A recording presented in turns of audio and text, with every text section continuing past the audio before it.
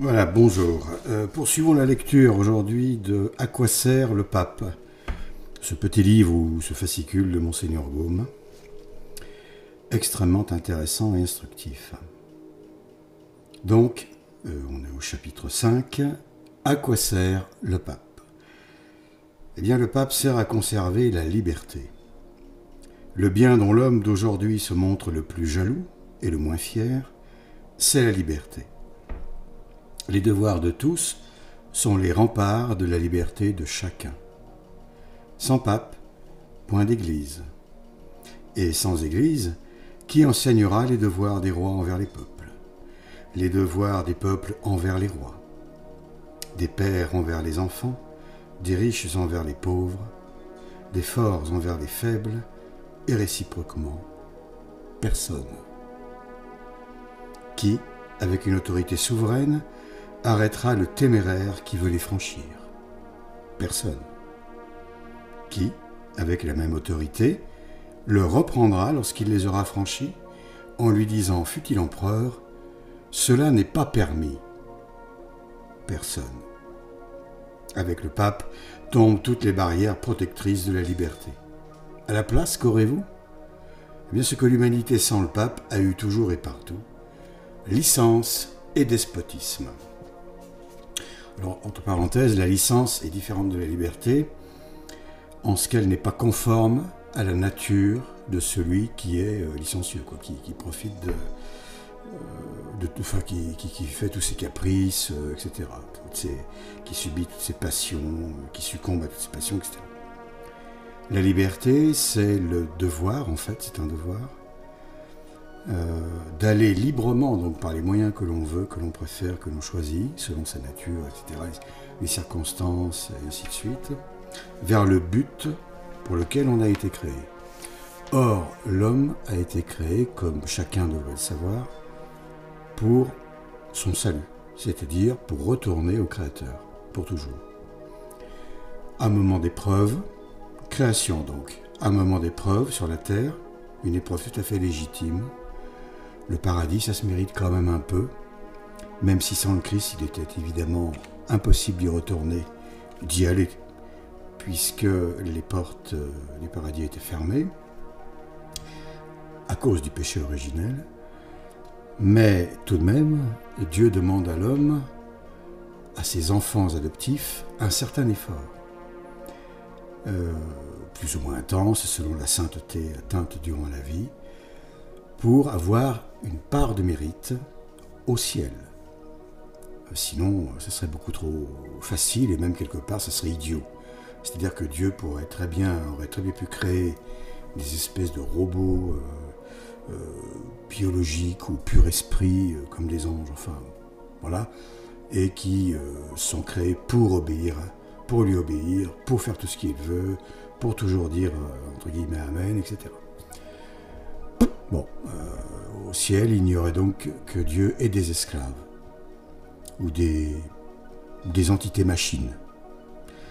Bon, eh bien, tout ça, Dieu n'en veut pas, fort heureusement, Dieu n'en a pas voulu, et il veut des enfants adoptifs volontaires.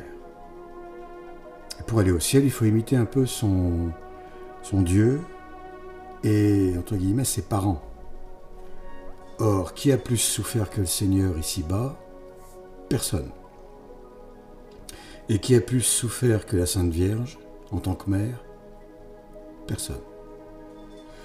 Donc, si Dieu lui-même, incarné, est son chef-d'œuvre, la plus belle de toutes les créatures, devant les anges, devant les hommes évidemment, qui sont bien après les anges, eh bien, elle-même a énormément souffert sur cette terre d'épreuve. Pourquoi nous, qui sommes du menu fretin, on va dire, par rapport à la Vierge, à la Sainte Vierge, eh bien pourquoi nous ne souffririons pas? Pourquoi tout nous serait facile, tout nous serait donné, comme à des gosses capricieux, à qui on devrait tout, à qui la société devrait tout, les parents devraient tout, etc. etc. Non, ça n'a absolument aucun sens. C'est une mentalité d'ailleurs spécifique au monde moderne, ça, de croire ce genre d'ânerie. C'est très spécifique à la mentalité d'aujourd'hui et depuis pas mal de décennies.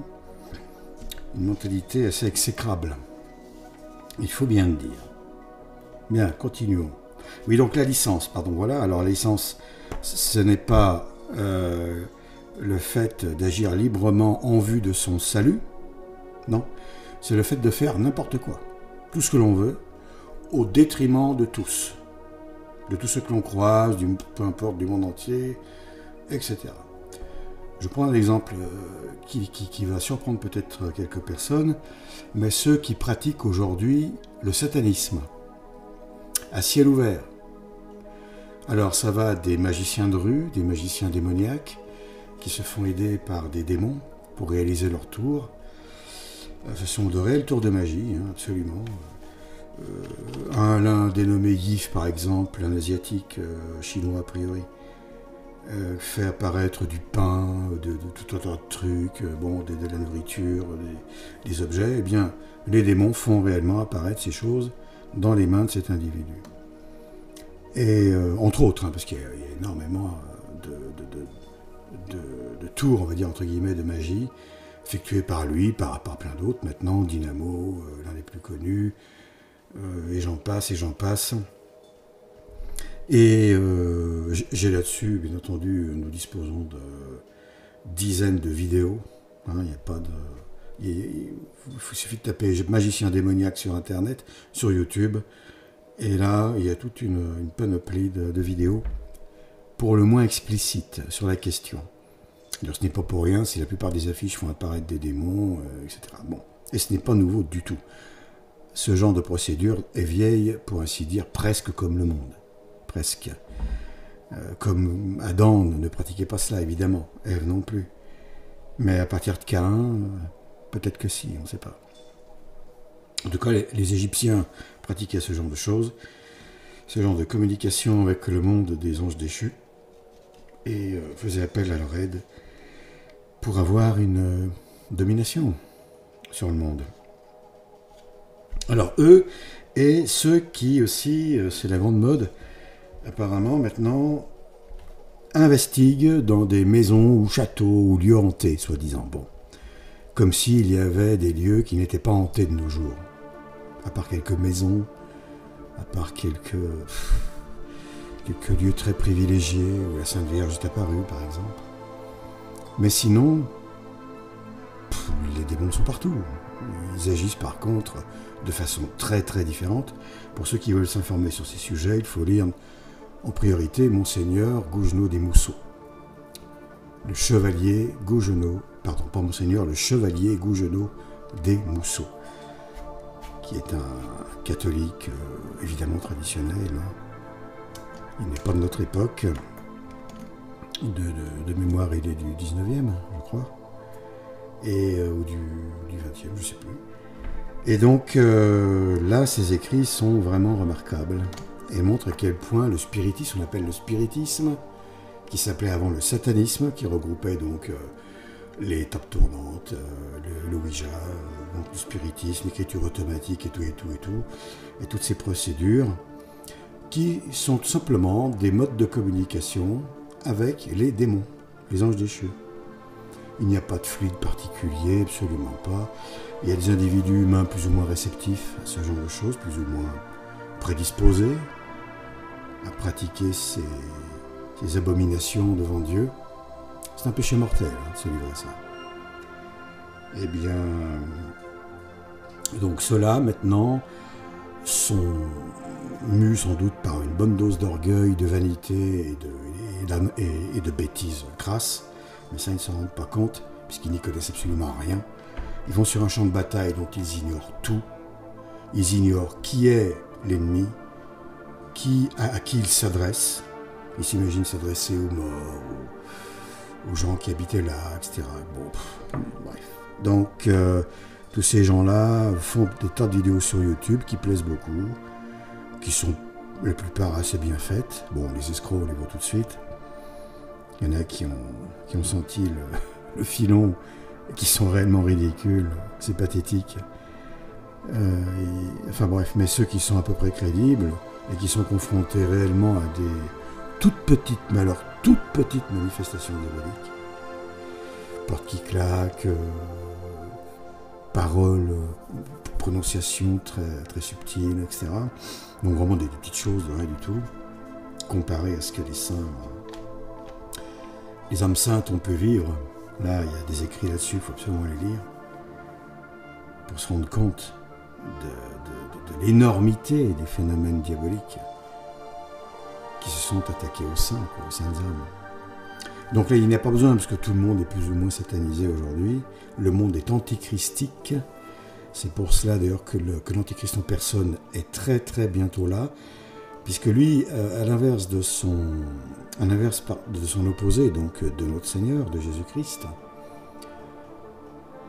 il a besoin que son corps soit d'abord formé pour que lui, la tête, se pose dessus. À l'inverse, le Christ devait venir avant la tête pour que le corps, l'Église, soit constitué. Tout se fait à l'envers avec l'Antichrist. C'est un processus inversé. L'étoile des bergers, l'étoile miraculeuse qui guidait réellement les rois mages vers le Seigneur, vers le lieu de sa naissance, aujourd'hui est analogiquement inversée par Nibiru, la planète X, Nébésis, etc. Le double du soleil, le jumeau noir, une étoile noire, une naine brune, donc une étoile effondrée, hein, tout simplement, qui est morte, très attractive, très perturbante, très dense. Eh bien, cette étoile noire représente en quelque sorte l'avènement de l'Antichrist, annonce l'Antichrist. Mais pour qu'encore une fois, ce sinistre personnage, l'homme le plus mauvais qui aura jamais vécu dans l'univers, en tant qu'homme, j'entends bien, parce que le plus mauvais de tous, c'est quand même Satan, entre guillemets son père. Eh bien, pour que son avènement se fasse sur cette planète, il faut d'abord que son corps soit constitué. Or, le corps, c'est le corps social de l'humanité. C'est l'humanité, le corps de l'Antichrist. C'est pas seulement le corps d'une élite satanique, des plus proches séides, dévots de Lucifer, non. Et cette humanité, aujourd'hui, on peut le dire, presque, entièrement satanisée. Qu'elle le veuille ou non, qu'elle le croie ou non, qu'elle s'en rende compte ou pas, peu importe. Elle pense comme la bête, quasiment, aujourd'hui. Pratiquement dans tous les domaines. Il reste très peu de travail, je pense, pour que ce soit fait. Complètement. Et je pense que la religion mondiale, donc, je crois en avoir parlé dans une autre vidéo, je pense que l'avènement de cette religion, en tout cas, est prévu pour 2022. Donc ça, je ne l'invente pas, c'est dans les cartons des malfaisants, des misérables qui se livrent à cette imposture spirituelle, monstrueuse. Et comme le Christ a formé la religion après sa venue, c'est-à-dire qu'il fallait que l'Esprit Saint, le Paraclète, s'infuse dans les apôtres pour que la religion naisse, l'Église naisse, la religion catholique, donc fidèle à la parole de Dieu, la nouvelle alliance, de la grâce, etc., naisse et soit diffusée dans le monde entier progressivement. Donc il faut d'abord le Christ, l'Esprit de Dieu, l'Église. Là, c'est l'esprit de l'Antichrist, donc en premier, ensuite le corps de l'Antichrist qui est formé, le monde antichristique, les sociétés modernes antichristiques, et quelles que soient les croyances. Et ensuite, la tête vient se poser dessus. C'est pour ça que nous croyons qu'il faut d'abord que la religion mondiale soit déclarée pour que cet être immonde survienne publiquement, soit promu tout simplement empereur, chef du monde, dieu de ce monde, tout ce qu'on veut, empereur, peu importe, on s'en fiche, roi du monde, voilà, il sera tout à la fois, je pense. Il aura sa cour, bien entendu, hein, mais lui, il aura tous les titres, les pouvoirs, et ainsi de suite. Et Satan lui donnera tout ce qu'il peut lui donner, tout ce que Dieu permet de lui donner en termes de pouvoir surnaturel, hein, on va dire ça comme ça. Supernaturel, disent certains, peu importe. À la place de miracles, ce qui semblerait être des miracles ne seront que des prodiges, en fait. Ce que font les magiciens de rue, là, ce sont des prodiges. C'est pas eux qui les font. Ce sont les démons qui les font pour eux, via eux. Ils sont comme les médiums, si on peut dire, les magiciens médiums des démons. C'est pour, tout simplement, banaliser les miracles de Jésus-Christ, pour dire, voilà, tout le monde peut le faire. Il suffit d'un peu d'entraînement, d'une certaine élévation spirituelle, n'est-ce pas, bien entendu, vers les cimes de l'enfer. Donc la tête en bas, les pieds en l'air. Enfin. Donc voilà, alors la religion mondiale 2022, peut-être à Pâques, pourquoi pas, c'est marrant. Et puis l'Antichrist, lui, à Noël. Voilà, 2022. 3 fois 2022, ça fait 666. Bon. Pourquoi pas. Après, il restera environ 3 ans et demi d'épreuves, alors là, quelque chose du jamais vu dans l'univers. Et ça porte à 2025-26 environ. Ensuite, retour du Christ, au moment où personne s'y attend. Il balaye toute la pourriture, là, tous les mauvais, les méchants, tout ça, tous les serviteurs de Satan en enfer, direct. Il n'y a pas de discussion, là. Ça... Rothschild et compagnie, il n'y a pas de titre, là. Allez hop, tout le monde est balayé en enfer, là. Les œuvres de ces misérables en enfer, enfin, anéantisées, je veux dire, dans le néant. Et ensuite, eh bien, voilà, le millénium, une période de 1000 ans environ, enfin, peu importe la durée, qui mènera jusqu'à la fin du monde, mais une période qui, en tout cas, à ses débuts, sera absolument magnifique. L'Église restaurée, dans la gloire, la beauté, les gens dans la charité, les survivants dans la charité, etc. À vivre, ça devrait être quelque chose de tout à fait extraordinaire. Heureux ceux qui vivront ce moment-là. Bien, alors continuons la lecture. Avec le pape, tombent toutes les barrières protectrices de la liberté. À la place qu'aurez-vous, ce que l'humanité sans le pape a eu toujours et partout, licence et despotisme, nous venons de le voir. Écrit avec de la boue détrempée de sang, ces deux mots signifient en toute langue et en tout pays arbitraire, insolence, injustice, oppression, larmes, misère. Il signifie Tibère, Héliogabale, Dioclétien, Ivan, sans doute le terrible, Henri VIII, Couton, Marat, il aurait pu rajouter tout un tas d'autres gars, et toute cette dynastie de tigres, couronnés ou non couronnés, qui ont fait dire avec raison, pour rien au monde, je ne voudrais avoir affaire à un prince athée. S'il avait intérêt à me faire broyer dans un mortier, je serais bien sûr d'être broyé. Rendre impossible la dynastie des tyrans, voilà encore à quoi sert la dynastie des papes. C'est extraordinaire, vraiment extraordinaire. Je crois que très peu de gens, mais vraiment très peu, connaissent ce rôle du pape, connaissent ce rôle indirect, on va dire, du fait qu'il soit là, alors les autres ne peuvent pas réellement régner sur le monde. Comme c'est le cas aujourd'hui. Comme jamais.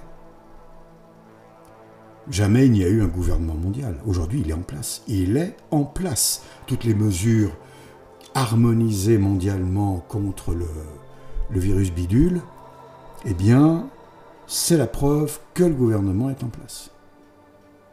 Voilà. Ça, c'est une preuve vraiment imparable. Imparable. Ils ont les moyens maintenant technologiques.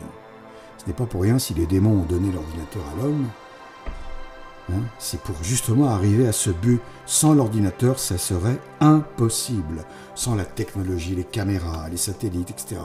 Tous ces moyens de surveillance, de possession, de contraintes. Non, ça ne serait pas possible.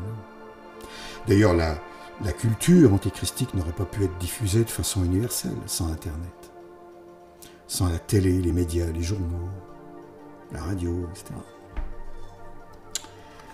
Voilà, 6e chapitre, juste une parenthèse. Le fait que Bergoglio est annoncé, il me semble en avoir parlé dans la vidéo précédente, est annoncé qu'il n'était plus le vicaire. Il a fait un caprice, un caca nerveux, Voilà, et ce misérable individu, ce chancre,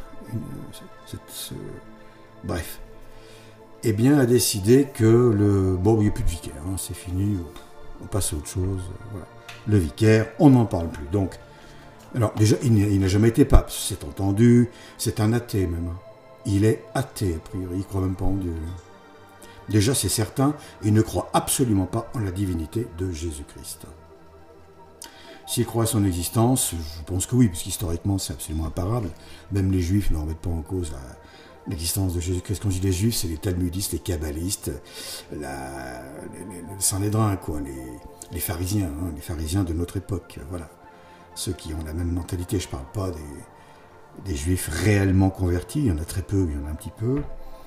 Et puis des Juifs qui ont un bon fond, évidemment qu'il y en a. Hein. D'ailleurs, quand je parle des Juifs en tant que... il est vrai que ce sont les véritables ennemis, hein, de l'Église catholique, ceux-là, c'est les pires ennemis, depuis le début, depuis 2000 ans. Hein. Ça, c'est un fait historique, mais le fait qu'ils soient à la tête de de toutes les armes de l'enfer, donc la franc-maçonnerie, la synagogue de Satan, les banques, les médias, ils tiennent tous les rouages du pouvoir, toutes les manches, là, comme les aiguillages. À la gare, il y a un bâtiment où il y avait les aiguillages avant à la main. Ils tiennent toutes les manettes du pouvoir. Mais ça ne veut pas dire que ce sont les seuls, pas du tout. Ils sont épaulés par beaucoup plus nombreux qu'eux d'individus de toute nation, de toute nationalité, de toute race, de toute culture. Ça, c'est un fait absolument indéniable. Ils sont beaucoup plus nombreux que ceux-là qui les épaulent. Mais eux sont à la tête. Ils ont le plus d'influence. Parce que ils sont parvenus à garder d'Égypte, à préserver d'Égypte la magie égyptienne. La franc-maçonnerie tire ses racines de l'Égypte ancienne. Ça, c'est un fait indéniable. Et les Juifs ont ramené la Kabbale et le Talmud, qui forment les deux piliers du judaïsme moderne, et aujourd'hui, et qui donc, avec le Zohar, tout ça, enfin bon, bref, il y a tout un tas de textes, ça va très loin, et ce sont les moyens qu'ils ont tirés d'Égypte, qu'ils ont ramenés d'Égypte, qui sont sans doute également peaufinés, pour entrer, eux aussi, bien entendu, en communication avec le monde des démons, des anges déchus. Ça, c'est connu. C'est très connu. Et c'est pour ça qu'ils ont ce pouvoir sur le monde. Parce qu'ils sont très, très, très aidés par les anges déchus, qui peuvent énormément, en fonction de ce que Dieu leur permet, bien entendu, car tout ce qui se passe, Dieu le permet. Voilà. Si quelque chose n'est pas permis, ça n'arrive pas. Ça, c'est certain. Satan est enchaîné à Dieu pour l'éternité. Aujourd'hui, on dit qu'il est déchaîné, c'est-à-dire qu'il est réellement... dans un état de liberté, entre guillemets, d'action, inédit pour lui. Ça ne lui est jamais arrivé. Donc là, il en profite comme jamais. Il aurait tort de s'en priver, vu de son côté. Ses démons, ses légions aussi, et ses suppôts humains aussi. C'est pour ça que tous ces gens-là, qui jouissent de la destruction de ce monde, via l'emprisonnement des peuples à domicile, la mise à mort des économies, donc des finances, de l'argent, pour remplacer ça par de l'argent purement électronique, et ainsi de suite, et ainsi de suite. Tout ça, c'est voulu, c'est orchestré depuis belle lurette. Ils y sont, enfin. Et là, croyez-moi, ces gens-là pavoisent comme jamais. On entendrait ce qui se dit dans les endroits secrets où ils se réunissent. Je pense qu'il y aurait de quoi rendre son repas. Bien. Voilà, alors continuons. Oui, alors, juste, pardon. Je reviens à Bergoglio. Le fait de dire il n'y a plus de vicaire, peu importe qu'il soit pape ou pape, il n'est même pas pape, enfin il n'est pas pape, c'est une certitude, mais on s'en fiche. Dans l'état où on est, peu importe. On sait bien, 60 ans, ça fait 60 ans que la dynastie des papes est arrêtée. Donc ça fait 60 ans que celle des tyrans a commencé. Pour prendre les termes de Monseigneur Gaume. Eh bien, c'était une condition, à mon avis, sine qua non, pour que l'Antéchrist puisse venir, enfin, s'affirmer en tant que roi du monde. On va simplifier. Voilà. Tant qu'il y avait encore cette présence de vicaire, c'est-à-dire qu'à la limite, il serait prévu qu'il apparaisse en même temps que le faux prophète vive. Alors le faux prophète, c'est Bergoglio. Voilà, le faux prophète étant Bergoglio, pour être plus correct, eh bien, il serait prévu que l'Antéchrist apparaisse du vivant de Bergoglio. Alors ça, ce n'est pas du tout étonnant. Et c'est pourquoi Bergoglio a le devoir de s'effacer en tant que vicaire, même s'il ne l'est pas, mais peu importe. Déjà, il l'est pour des centaines de millions d'aveugles, de naïfs, d'aveugles ou de sots. Il faut être sot aujourd'hui. Simplement, c'est la sottise. Et la sottise, au sens où je l'entends, au sens vraiment religieux du terme, c'est un péché mortel. Voilà, c'est un péché mortel. Donc, Bergoglio apparemment va être vivant, puisque l'Antéchrist va apparaître de son vivant, et il faut que le terme de vicaire disparaisse des mémoires, des tablettes, des registres, etc., etc. S'il tendrait à confirmer que cet événement est tout proche. Moi, je maintiens 2022. Voilà, fin 2022, sans aucun doute. Je maintiens Noël, comme ça, parce qu'il faut bien se lancer. Je ne dis pas que j'ai raison. Je n'affirme pas de façon 100% comme si j'étais le bon Dieu, absolument pas. Simplement, il me semble qu'il serait fort logique qu'il en soit ainsi. Voilà. Enfin, entre ce qui va se passer et la logique, il y aura peut-être une jolie différence. Je n'en sais rien, mais voilà. Attention. Alors, chapitre 6. À quoi sert le pape? Eh bien, à quoi sert l'armée sur les confins du royaume? À quoi sert le paratonnerre sur l'édifice, la digue devant le torrent, le rempart autour de la ville? Armée, paratonnerre, digue, rempart, le pape et tout cela. Empereurs et rois, sachez-le bien, le pape garde vos frontières et vos couronnes. Peuples grands ou petits, le pape garde votre nationalité, votre autonomie, donc la patrie, ce qui aujourd'hui est détruit par le mondialisme, qui est une doctrine. La mondialisation est un phénomène naturel d'échange de toute espèce, culturel, de biens, etc., de services, peu importe. Mais le mondialisme, lui, est une doctrine de démon, qui veut supprimer toutes les différences par le bas pour imposer une nouvelle, entre guillemets, culture, celle de l'enfer. Nobles et riches, le pape garde vos châteaux et vos terres. Banquiers, négociants, ouvriers, le pape garde vos coffres-forts, vos magasins et vos caisses d'épargne. Laboureurs et habitants des campagnes, le pape garde vos héritages et vos chaumières. C'est le pape, et le pape seul qui garde tout cela. Vous allez le comprendre. À votre avis, qui protège le monde contre le vol, l'injustice, le communisme? La force? Non. La force est un instrument aveugle. Elle défend ou elle attaque. Elle conserve ou elle dépouille, suivant la volonté de celui qui l'emploie. Qui donc? Le droit. D'où vient le droit? De la même source que la vérité. Pourquoi? Parce que le droit n'est que la vérité appliquée à la propriété. Je répète. Qui donc alors protège le monde contre le vol, etc. Le droit. D'où vient le droit? De la même source que la vérité. Pourquoi? Parce que le droit n'est que la vérité appliquée à la propriété. Quelle est la source de la vérité? Est-ce l'homme? Impossible. Qui donc? Vous l'avez nommé, c'est Dieu.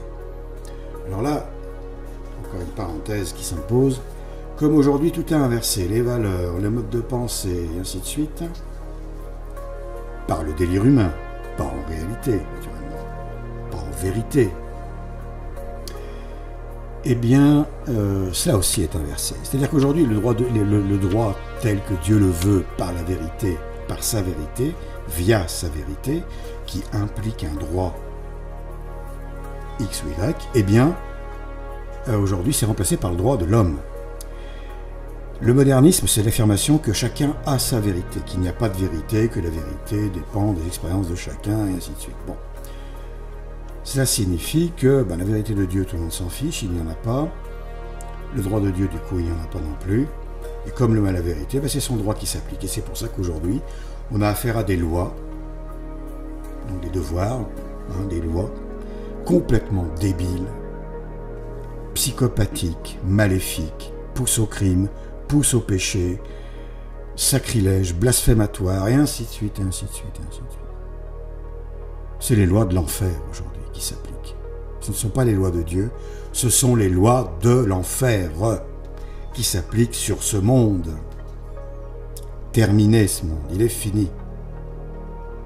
En tant que civilisation des nations, la société, le monde des gentils, comme il est dit dans les textes sacrés, c'est terminé. Du moins, il ne reste que quelques années, voilà. Mais on est vraiment dans la toute phase finale du cancer. Poursuivons avec Monseigneur Gaume. Puisque le droit a son origine et par conséquent sa règle en Dieu, il s'ensuit que le droit public, le droit international, le droit de propriété, comme tout autre droit, est divin. Ah, le droit de la propriété est divin. Ce droit qui est en passe d'être complètement aboli par les forces de l'Antichrist. Or, sans le pape, le droit divin n'a plus ni organe divin, ni garantie divine. Il est remplacé par le droit humain, par le droit nouveau, le nouvel ordre mondial. C'est moi qui rajoute là. C'est pas, M.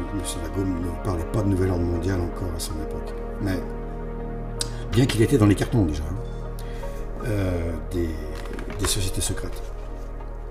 Alors, là vraiment c'est remarquable parce qu'il nous dissèque complètement le poisson. On fait un cours d'anatomie, de subversion, d'imposture. C'est le Vatican II mondial aujourd'hui. C'est-à-dire que Vatican II, c'est le faux concile truqué, tout ça bidon, qui a mis l'Église sous le tapis, qui l'a complètement éclipsé et qui a imposé une secte diabolique, etc., avec une toute autre doctrine que le catholicisme, une doctrine de démons. Bon voilà, 60 ans que ça dure, et aujourd'hui, c'est au monde que cela arrive.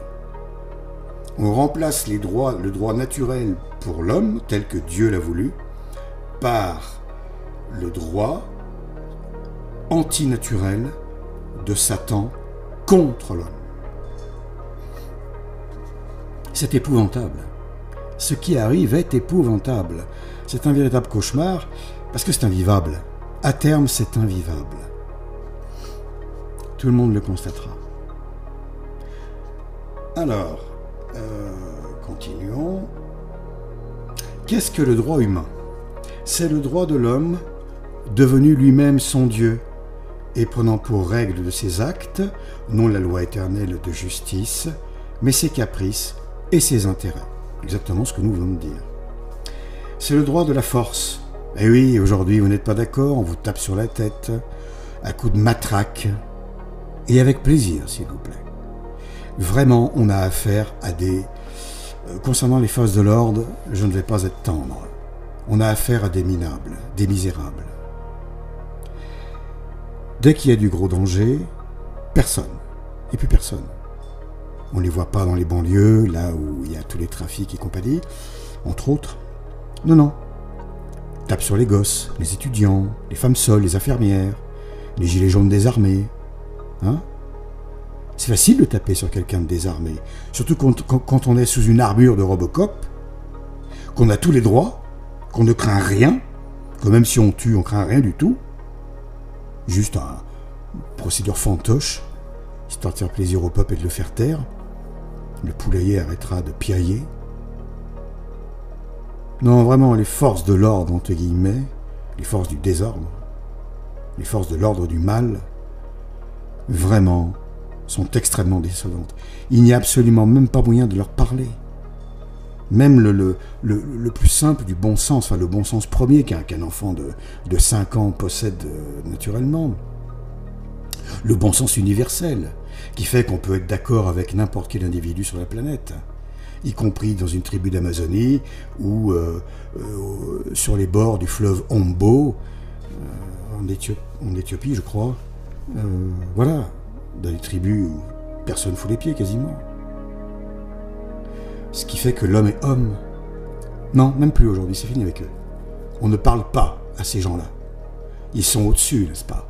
Ils vous foutent un coup de matraque sur la tronche en guise de réponse, ou alors un mépris épouvantable.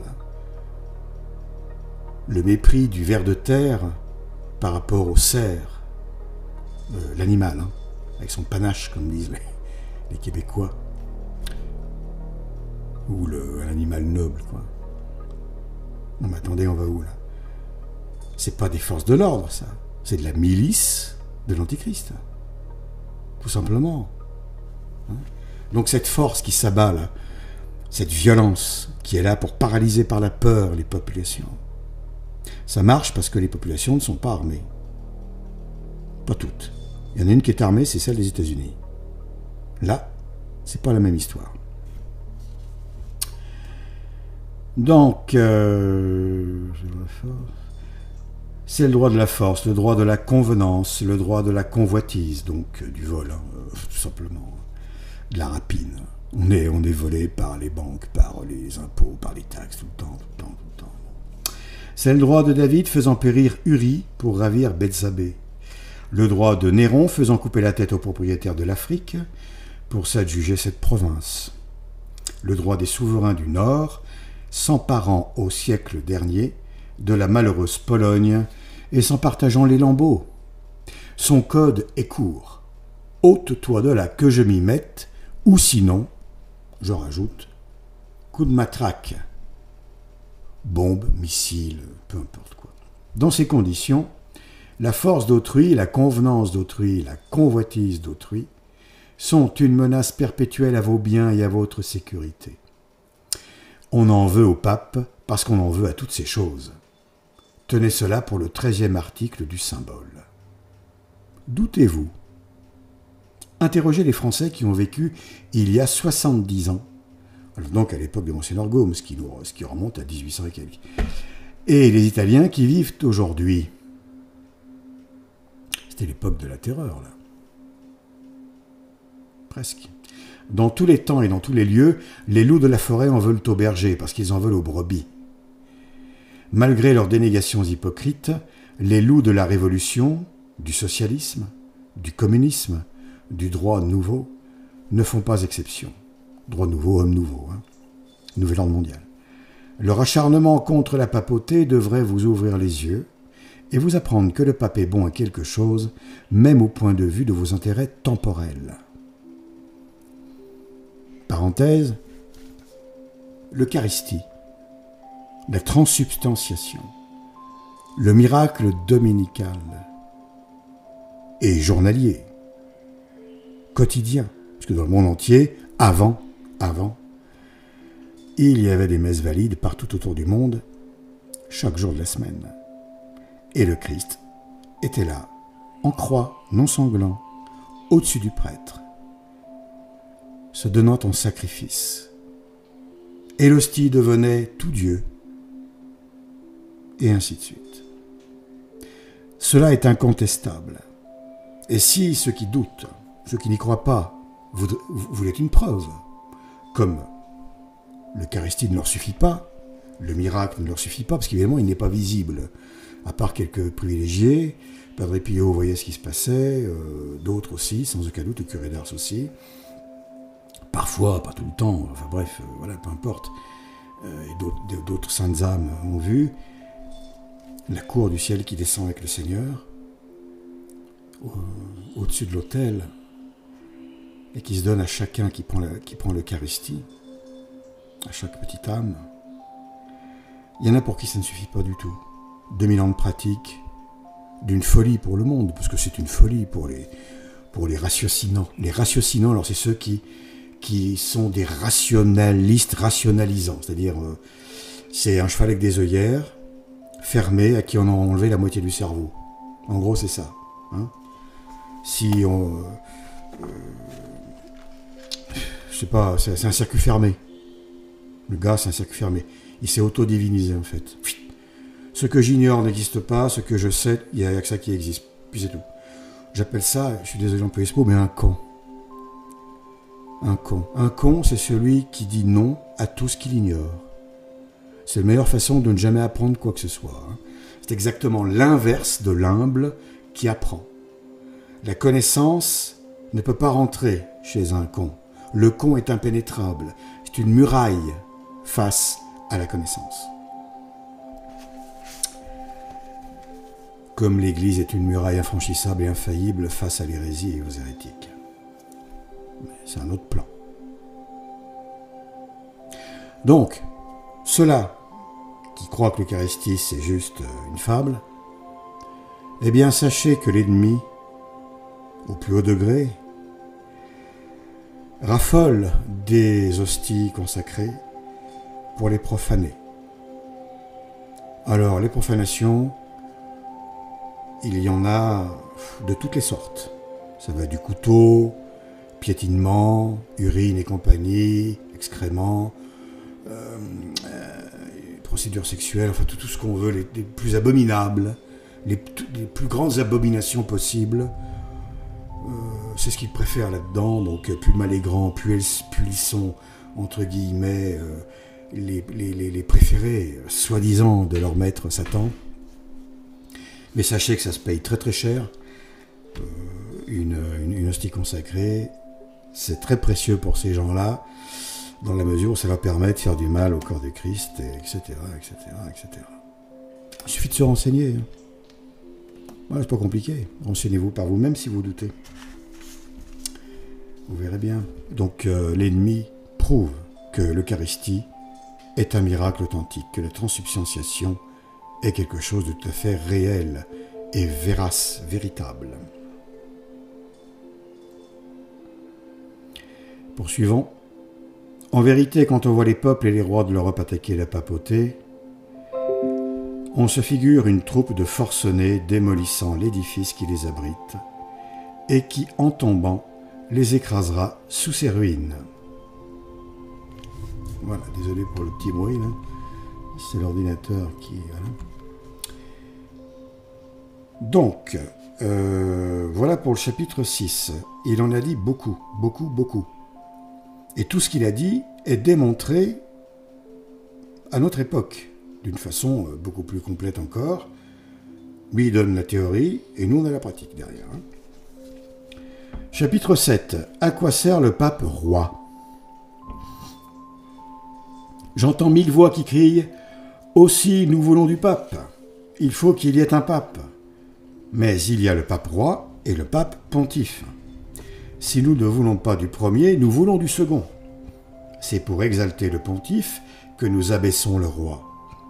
Si nous abolissons le temporel, c'est par amour du spirituel. Le vrai moyen d'enrichir le pontife d'amour et de vénération, c'est de dépouiller le roi de sa couronne et de ses biens. Laissez-nous faire et vous verrez. Que verrons-nous ? Que voyons-nous déjà ? Ce que nous verrons, Dieu le sait. Ce que nous voyons, c'est l'opiniâtreté de vos efforts pour rendre le pape pontife impossible ou impuissant. Mais avant de le montrer, examinons pourquoi le pape roi vous déplaît si fort. Ah, dites-vous, c'est que ces États sont mal gouvernés. C'est que Pie IX, sourd à tous les conseils, s'obstine à rester stationnaire au milieu du progrès universel. Ces sujets nous font pitié. Êtes-vous bien sûr de vos affirmations ? Parlez sincèrement. Pour laquelle seriez-vous prêt à vous laisser couper, non la tête ou la main, mais la première phalange du petit doigt ? L'Angleterre ? La France ? Et le Piémont d'aujourd'hui sont pour vous le type de la civilisation et du progrès. À ces heureux pays, vous comparez les états du pape et vous écriez en gémissant. Vous écriez en gémissant, pardon. Quelle différence ? Ici, des abus sans nombre. Là, justice et régularité partout. Dans les états du pape, la législation est sans comparaison plus imparfaite. Mensonge. L'autorité moins paternelle. Mensonge. La justice plus mal rendue.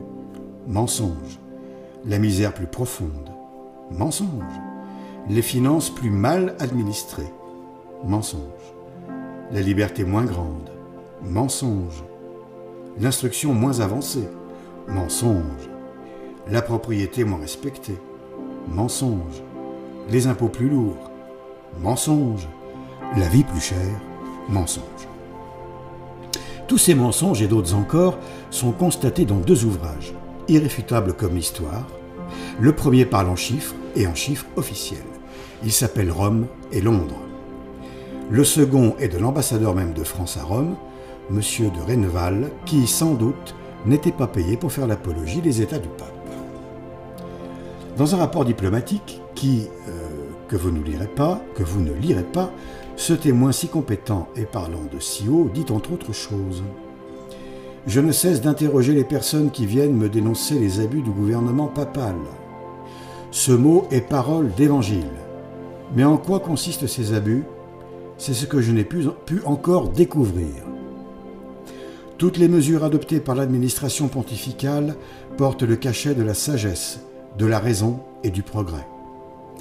Il n'y a pas un seul détail de nature à intéresser le bien-être, soit moral, soit physique des populations, qui ait échappé à l'attention du gouvernement ou qui n'ait pas été traité d'une manière favorable. » C'est toujours la lettre, les paroles de monsieur, le diplomatique Rennevall. En vérité, lorsque certaines personnes disent que le gouvernement pontifical forme une administration qui ne peut avoir pour but le bien du peuple, le gouvernement pourrait répondre « Étudiez nos actes et condamnez-nous si vous osez. » Fin de citation. Voilà pourtant comme vous êtes trompés ou trompeurs, et des catholiques ont l'imprudence de se faire l'écho de pareilles calomnies. Ignore-t-il donc qu'aujourd'hui, le mensonge inventé par les uns, colporté par les autres, est plus qu'une arme? C'est une puissance. Il tend, comme nous avons promis de le montrer, à rendre le pape impossible ou impuissant. Aujourd'hui, il est bien entendu les deux, et même encore plus, il n'est plus du tout. Il n'existe plus. Voilà, on verra la suite la prochaine fois. C'est déjà assez long, je pense, comme ça. Merci de m'avoir suivi jusque-là. À bientôt.